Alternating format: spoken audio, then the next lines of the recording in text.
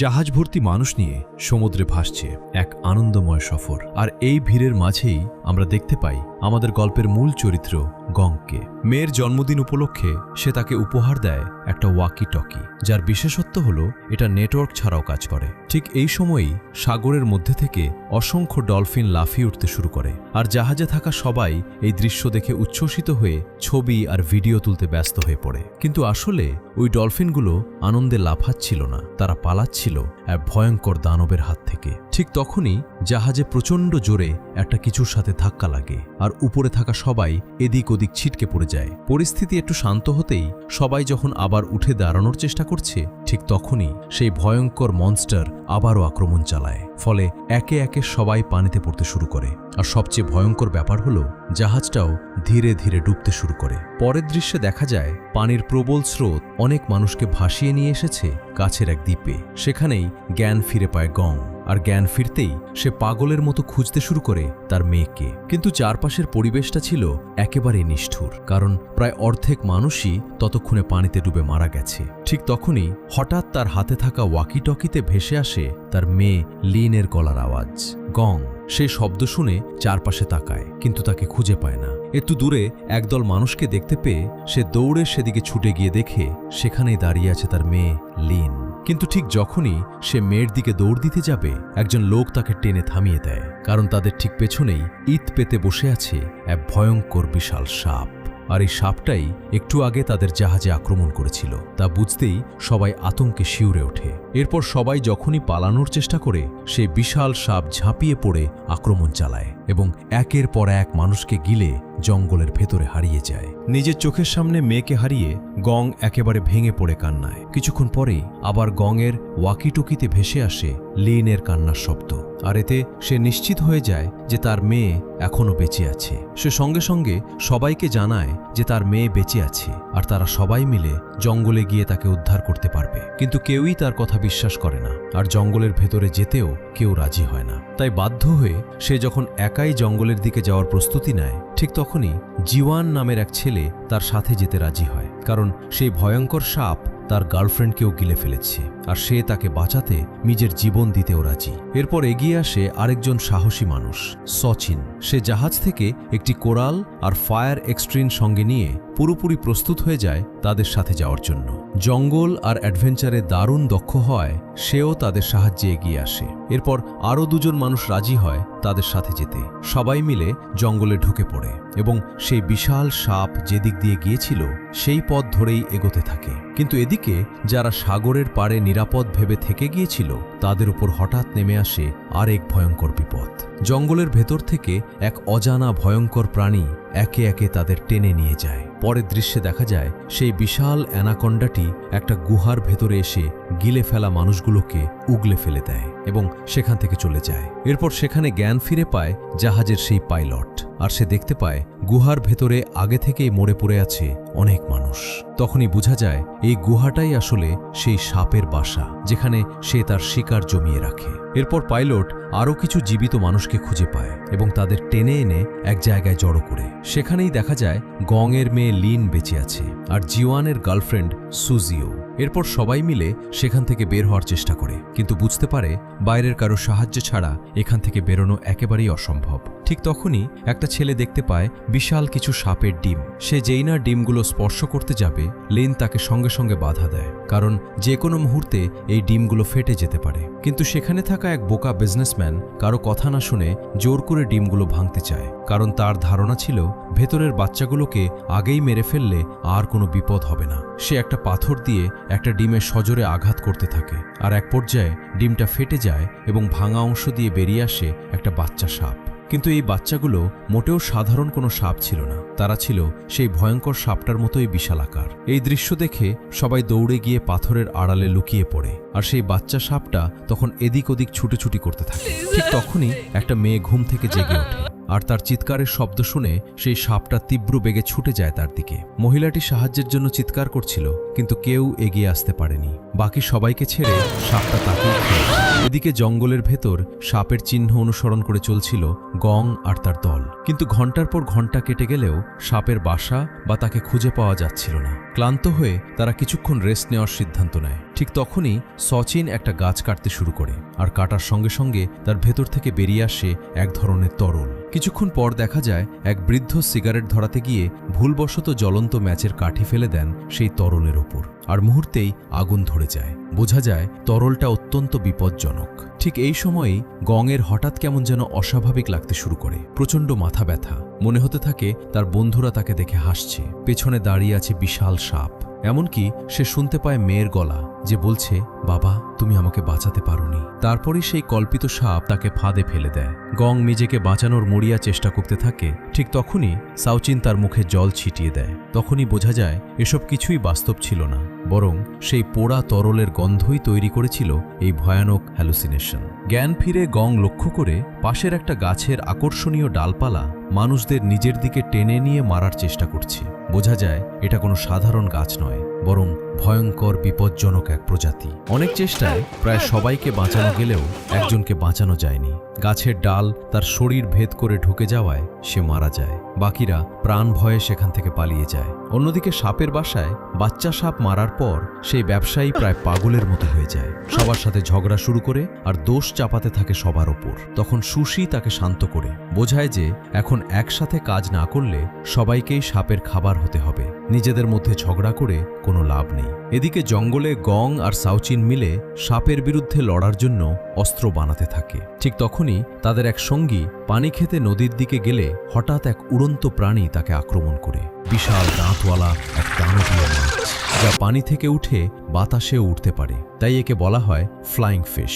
সে অনেক কষ্টে মাছটাকে ধরে ছুঁড়ে ফেলে সে পালিয়ে যায়। তখনই বুঝতে পারে শুধু একটা নয়, হাজার হাজার এমন মাছ সেখানে আছে। ছুটে গিয়ে সে সঙ্গীদের সতর্ক করে, কিন্তু ততক্ষণে মাছগুলো তাদের পিছু নিয়েছে। প্রাণ বাঁচাতে সবাই ছুটতে থাকে, কিন্তু মাছগুলো তাদের চেয়েও দ্রুতগতির। তাই তারা হাতে থাকা অস্ত্র দিয়ে সামনে আসা মাছগুলোকে মারতে মারতে গাছের আড়ালে লুকিয়ে পড়ে। আর সাউচিন বাকিদের পালানোর সুযোগ দিতে একাই মাছগুলোর সাথে লড়ে যায়। এতে তার হাতে একটা মাছ কামড় বসিয়ে দেয়। তখন গং লক্ষ্য করে এই মাছগুলো শুধু কুয়াশার সাথেই চলাফেরা করে, তাই তারা জঙ্গলের যে অংশে কুয়াশা নেই সেদিকে সরে গিয়ে প্রাণে বাঁচে। কিন্তু বিপদ তখনও শেষ হয়নি।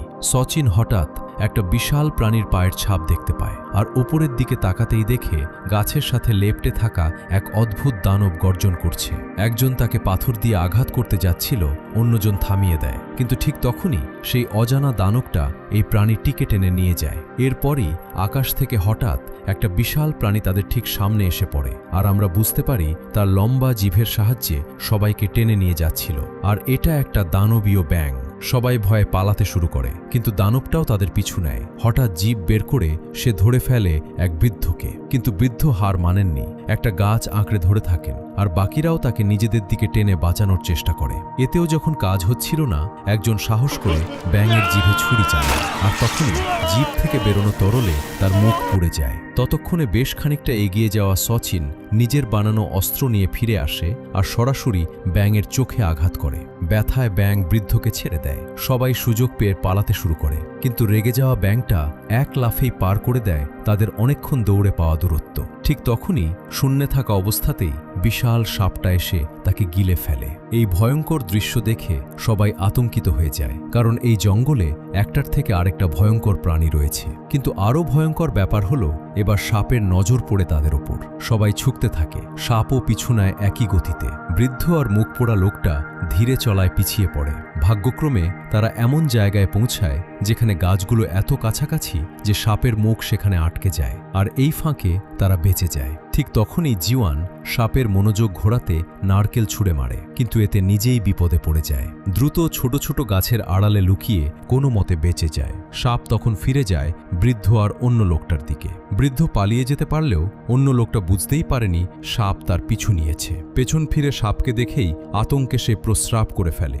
কাঁপা গলায় ক্ষমা চাইতে থাকে, অনুরোধ করে যেন তাকে ছেড়ে দেওয়া হয়। কিন্তু সাপ তো মানুষের ভাষা বোঝে না, তাকে খেয়ে ফেলে। বাকিরা প্রাণ বাঁচাতে তালাবে ঝাঁপ দিয়ে পানির নিচে লুকিয়ে থাকে। সাপ তাদের ছেড়ে নিজের গুহার দিকে ফিরে যায়। গুহায় থাকা মানুষরা মাটির কম্পন টের পেয়ে সঙ্গে সঙ্গে মরার ভান করে, যাতে সাপ তাদের মৃত ভেবে ক্ষতি না করে। এখানে ফিরেই সাপটা গং এর এক সঙ্গীকে ফেলে দেয়, কিন্তু নিজের মরা বাচ্চার দেহ দেখে প্রচণ্ড ক্ষোভে সেখান থেকে বেরিয়ে যায়। সাপ চলে যেতেই সবাই পালানোর পরিকল্পনা শুরু করে। ঠিক তখনই বাকি ডিমগুলো ফাটতে শুরু করে। বাধ্য হয়ে লিন সেখানেই থেকে যেতে হয়। ডিমগুলোর কাছে থেকে সে বাচ্চা সাপগুলোর সংগ্রেসমেন্টের সাথে এমনভাবে আচরণ করে যেন সে তাদের শিকার নয়, বরং একজন আপনজন, আর সাপগুলো তাকে মায়ের মতো মেনে নেয়। এদিকে সাপটা ফিরে আসে সেই দলের কাছে যেখান থেকে ব্যবসায়ী নিজে বেঁচে বেরিয়ে এসেছিল। কিন্তু স্বার্থপর ব্যবসায়ী বাকিদের কথা না ভেবে একাই পালিয়ে যায়, আর সেখানে বাচ্চা সাপ একজনকে মেরে ফেলে।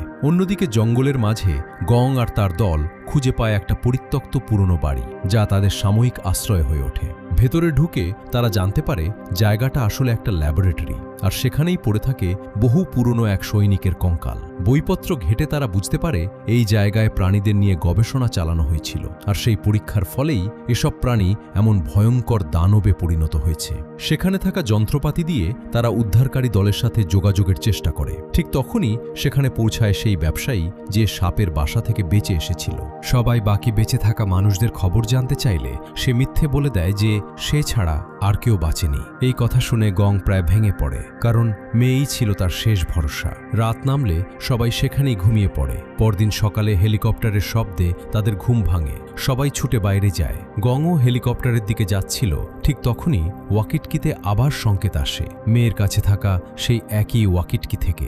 গং দ্রুত দলের কাছে গিয়ে জানায় তার মেয়ে এখনো জীবিত, তার সাথে আরও অনেকেই বেঁচে আছে, তাদের বাঁচাতে হবে। কিন্তু ব্যবসায়ী তখন সবাইকে বলতে থাকে যে সে পাগল হয়ে গেছে, সেখানে কেউ বেঁচে নেই। সবাই প্রথমে ভাবে হয়তো আঘাতের কারণেই গং এমন বলছে, কিন্তু যখন ওয়াকিটকিতে সত্যি মেয়ের গলা শোনা যায় তখন সবার বিশ্বাস হয়। সত্য প্রকাশ পেতেই ব্যবসায়ী পালাতে শুরু করে। বৃদ্ধ লোকটা তার পিছু নেয়, আর বাকিরা সাপের বাসার খোঁজে বেরিয়ে পড়ে। এদিকে গুহায় লেন আর সুশি ভয়ে জমে যাচ্ছে, কারণ সেখানে ততক্ষণে আরও অনেক বাচ্চা সাপ ডিম ভেঙে বেরিয়ে এসেছে। বিশাল জঙ্গলে হেলিকপ্টারের পাইলট তাদের খুঁজতে খুঁজতে হঠাৎ সেই বিজনেসম্যানকে দেখে, এবং যখনই তাকে উদ্ধার করতে যাবে ঠিক সেই সময় বিশাল সাপটি হেলিকপ্টারটিকে গিলে ফেলে। এমন সময় গংয়ের দলের একজন সেখানে উপস্থিত হয়, এবং সে বুঝতে পারে বিজনেসম্যান মিথ্যা কথা বলছে, এবং তাদেরকে মৃত্যুর মুখে পেলে রেখে সে চলে এসেছে। এরপর তাদের মধ্যে সংঘর্ষ বেড়ে যায়, এবং এক পর্যায়ে বিজনেসম্যান সেই লোকটিকে মেরে ফেলে।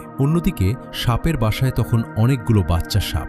তারা দুই মেয়েকে খাওয়ার জন্য এগিয়ে আসতেই প্রথম জন্মানো সাপটা বাকিদের আটকে দেয়, কারণ তার কাছে লিন তার মা। ঠিক এই মুহূর্তে মেয়ে শুনতে পায় বাবার গলা, যে তাকে খুঁজতে খুঁজতে সাপের বাসা পর্যন্ত পৌঁছে গেছে। মেয়েকে খুঁজে পেয়ে গং একটা গাছের ডাল বাসার ভেতর নামিয়ে দেয়, মেয়ে আর সুশিকে বাইরে টেনে আনতে। ঠিক তখনই ফিরে আসে ক্ষুব্ধ বিশাল সাপ, এবং যখনই গংকে আক্রমণ করতে যাবে তার আগেই সাউচিন একটি লাঠি দিয়ে সাপের চোখে আঘাত করে কিছু সময়ের জন্য তাকে অন্ধ করে দেয়। আর এই সুযোগে গং মেয়েদের বের করার কাজ চালিয়ে যায়, যতক্ষণ সাউচিন একা সাপের সাথে লড়তে থাকে। শেষমেশ সাপ যখন তাকে খেতে যাচ্ছিল, পেছন থেকে আরেক সঙ্গী এসে সাপের অন্য চোখে আঘাত করে আর একটা গাছ ফেলে দেয় তার ওপর, যাতে সাপ খানিকটা দূরে সরে যায়। কিন্তু মেয়েরা তখনও পুরোপুরি বেরোতে পারেনি। শেষ মুহূর্তে জাহাজের ক্যাপ্টেন নিজের জীবন উৎসর্গ করে এগিয়ে এসে সাহায্য করে গং দুজনকে ওপরে তুলে আনতে সক্ষম হলেও নিচের সাপগুলো তাকে আক্রমণ করে দেয়।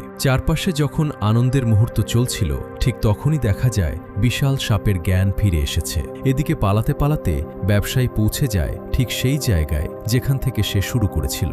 নিজের মেরে ফেলা লোকটার লাশে হোঁচট খেয়ে সে নিচে বাসার মধ্যে পড়ে যায়, আর সেই মুহূর্তে সব বাচ্চা সাপ তার উপর ঝাঁপিয়ে পড়ে, ছিঁড়ে খুঁড়ে খেয়ে ফেলে তাকে। বাকিরা তখনও সাপের হাত থেকে পালাচ্ছিল, কিন্তু সাউচিন সবাইকে জানিয়ে দেয় বেশিক্ষণ এভাবে পালিয়ে বাঁচা যাবে না। কথাটা শেষ হতে না হতেই বিশাল সাপ চলে আসে। বাকিদের সরিয়ে দিয়ে সাউচিন একাই সাপের সাথে লড়তে শুরু করে। সাপ যখন ঘুরে আসে, সে সরে গিয়ে নিজের হাতে থাকা কুড়াল সাপের গায়ে চেপে ধরে, কিন্তু এতে তার কিছুই হয় না। সাপ তাকে সত্যিই মারতে যাচ্ছিল। ঠিক তখনই সাউচিনকে বাঁচাতে ছুটে আসে তার আরেক সঙ্গী জিওয়ান, আর দুজন ইচ্ছাকৃতভাবে সাপকে টেনে নিয়ে যায় জঙ্গলের গভীরে, যাতে বাকি বেঁচে থাকা মানুষরা পালানোর সুযোগ পায়। তারা সাপকে নিয়ে যায় সেই জায়গায় যেখান থেকে দাহ্য তরল বেরোচ্ছিল। সাপ তাদের অস্তিত্ব টের পেলেও খাওয়ার আগেই বুঝে যায় এটা তার জন্য পাতা একটা ফাঁদ। এদিকে গং মেয়েকে পালিয়ে যেতে বলে নিজের সাহায্যে এগিয়ে যায়, আর সাউচিন ততক্ষণে নিজের লাঠি সেই তরলে ডুবিয়ে ফেলে। ঠিক তখন জিওয়ান জঙ্গল থেকে ফিরে এসে সবাইকে পালাতে বলে, কারণ গং তখনও জঙ্গলের ভেতরে ঢোকার চেষ্টা করছিল। এই কথায় গংয়ের মনে হয় কোথাও একটা বড় ভুল হয়ে গেছে, আর পেছন ফিরে তাকাতেই দেখে সেই আশঙ্কাই সত্যি। ভয়ঙ্কর সাপ আবার তার মেয়েকে গিলে ফেলেছে। ক্ষোভে অন্ধ হয়ে গং সিদ্ধান্ত নেয় এবার সাপের সাথে নিজেই লড়বে। সাপের সামনে গিয়ে দাঁড়াতেই সে তাকে খেতে মুখ বড় করে খোলে। ঠিক সেই মুহূর্তে জঙ্গল থেকে বেরিয়ে আসে জ্বলন্ত আগুন হাতে সচিন। আগুন দেখে দেখে সাপটি আবার জঙ্গলের দিকে যায় আর সচিন পালাতে থাকে। সাপ যেই সেই বিষাক্ত কেমিক্যাল তরল ছড়িয়ে থাকা গাছগুলোর কাছে পৌঁছায়, সচিন আগুন ছুঁড়ে মারে তার দিকে। মুহূর্তেই সাপের সারা শরীর জ্বলে ওঠে। বাঁচার শেষ চেষ্টায় সে জঙ্গল থেকে বাইরে ছুটে আসে, কিন্তু আগুনের তীব্রতা এতটাই বেশি ছিল যে সে আর টিকে থাকতে পারে না, মারা যায়। সাথে সাথেই গং ছুটে যায় মৃত সাপের কাছে। মেয়েকে বাঁচানোর একটাই শেষ সুযোগ তখন তার হাতে। সাপের মুখ খুলতেই সে দেখতে পায় মেয়ের হাত। টেনে বের করে আনে তাকে, কিন্তু মেয়ের শরীরে তখন কোনো সাড়া নেই। সবার মনে হয় হয়তো সব শেষ হয়ে গেছে। মাটিতে শুইয়ে জ্ঞান ফেরানোর মরিয়া চেষ্টা চলতে থাকে, আর অনেক চেষ্টার পর অবশেষে লিন চোখ মেলে তাকায়। তাকে জীবিত দেখে গংয়ের সাথে বাকি সবাই আনন্দে ভেঙে পড়ে, আর অবশেষে তারা সবাই সেই ভয়ঙ্কর সাপের ছোবল থেকে মুক্তি পায়। এখানেই শেষ হয় আজকের এই গল্প।